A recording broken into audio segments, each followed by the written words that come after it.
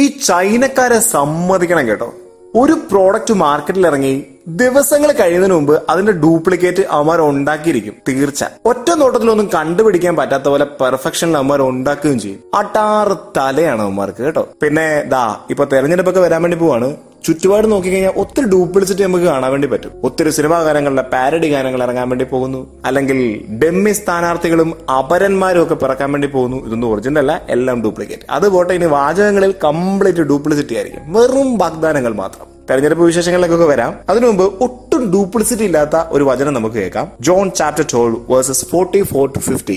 എന്നെ കാണുന്നവൻ എന്നെ അയച്ചവനെ കാണുന്നു എന്നൊക്കെ ക്രിസ്തു പറയുകയാണ്. ശരിക്കും പറഞ്ഞാൽ സ്വർഗത്തിലിരിക്കുന്ന ദൈവത്തെ ഭൂമിക്ക് പരിചയപ്പെടുത്തിയത് ക്രിസ്തുവാണ്.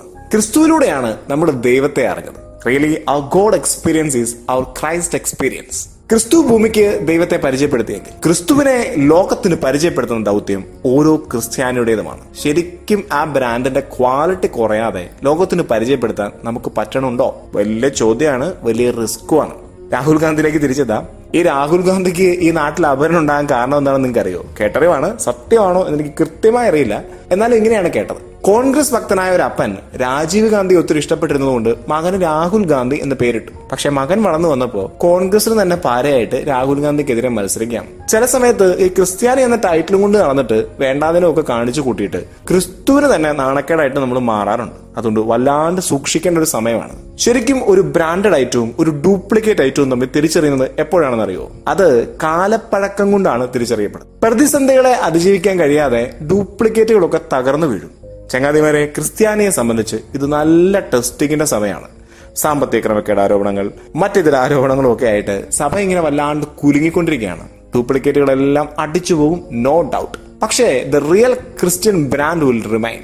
നമ്മുടെ ക്വാളിറ്റി ഇംപ്രൂവ് ചെയ്യാൻ വേണ്ടിയിട്ടുള്ള ഒരു ടെസ്റ്റാണ് ഇതെന്ന് വല്ലാണ്ട് നമ്മൾ മനസ്സിലാക്കണം. എന്നാലേ അതിനെ കൃത്യമായിട്ട് ഇതിന് ഉപയോഗപ്പെടുത്താൻ നമുക്ക് പറ്റത്തുള്ളൂ. അതുകൊണ്ട് ഒരു ക്രിസ്ത്യാനി എന്ന ടൈറ്റിൽ പേരുന്ന എന്റെ എല്ലാ യുവജന സുഹൃത്തുക്കളോടും എന്നോട് തന്നെയും ഞാൻ പറയുന്ന ഇതാണ്: ക്വാളിറ്റി ഇംപ്രൂവ് ചെയ്യുക. B A branded Christian. ചുരുക്കി പറഞ്ഞാൽ ഈ ഷോപ്പിംഗ് മാളിലൊക്കെ കയറിയിട്ട് ബ്രാൻഡഡ് ഷോറൂമിൽ കയറിയിട്ട് മൊത്തം ചുറ്റി നടന്ന് കണ്ട് മനസ്സിലാക്കിയിട്ട് പുറത്തിറങ്ങി ഫുട്പാത്തിന് സാധനം വാങ്ങിച്ച് കഷത്തി വെച്ച് പോകുന്ന ഒരു ശൈലി ഉണ്ടല്ലോ, അത് ആത്മീയതയിൽ പാടില്ല. ക്രിസ്തു എന്ന് പറയുന്ന ബ്രാൻഡിനെ നിനക്ക് മനസ്സിലാക്കാൻ സാധിച്ചാൽ അതിന്റെ ക്വാളിറ്റി കുറയാതെ നീ ലോകത്തിന് അവതരിപ്പിക്കാൻ വേണ്ടി കഴിയണം. പ്രതിസന്ധികളെ നീ നേരിടുന്നത് കാണുമ്പോൾ ആളുകൾ ചോദിക്കണം, എന്ത് രസകരമായിട്ടാണ് അവൻ ആ സിറ്റുവേഷൻ മാനേജ് ചെയ്യുന്നത്.